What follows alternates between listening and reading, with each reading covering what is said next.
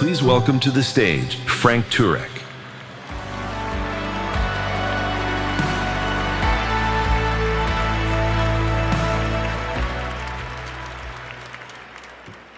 Erica wanted me to share with you what happened after that shot rang out on September 10th.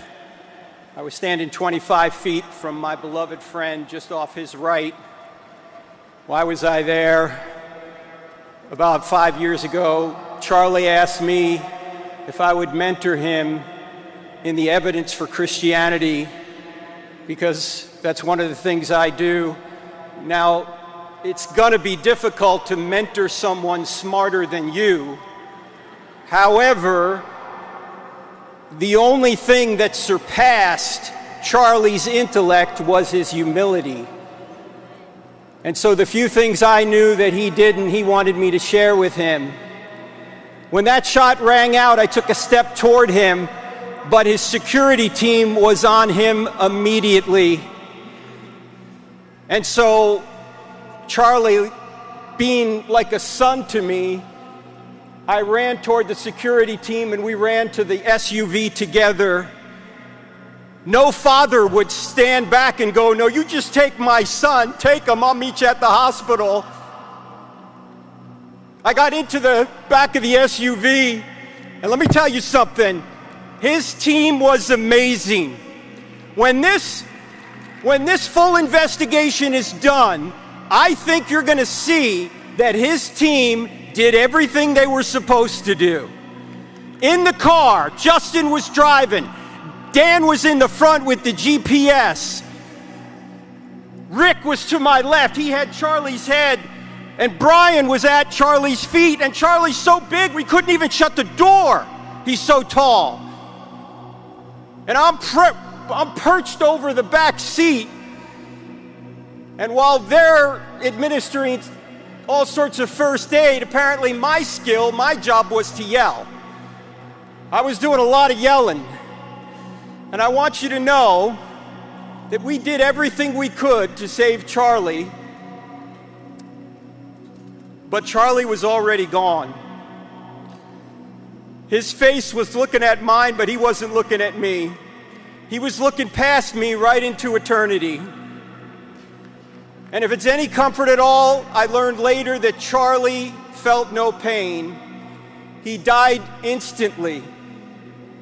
But we had to try and bring him back. We couldn't save him.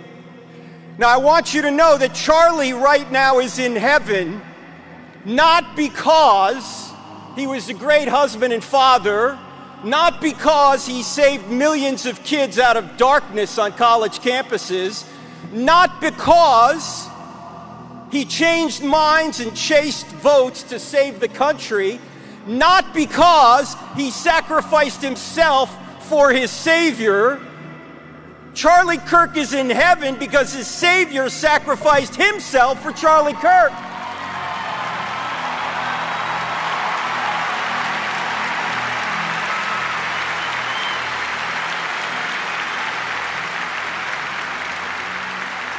Now look, there's only two things you can get in the afterlife.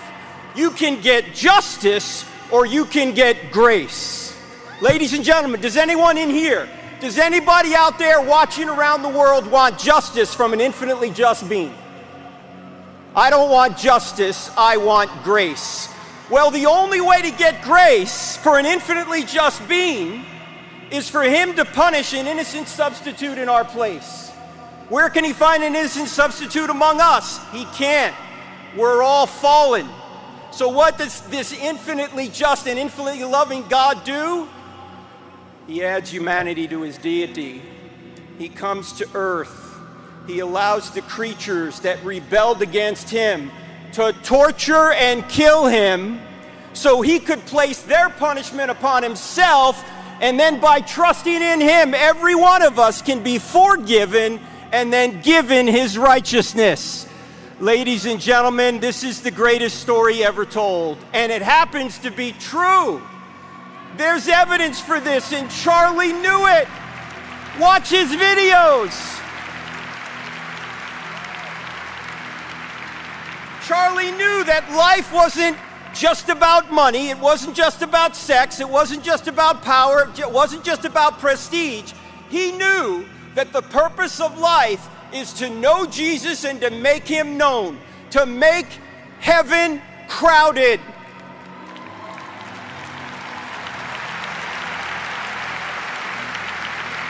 Charlie's eyes were fixed on eternity.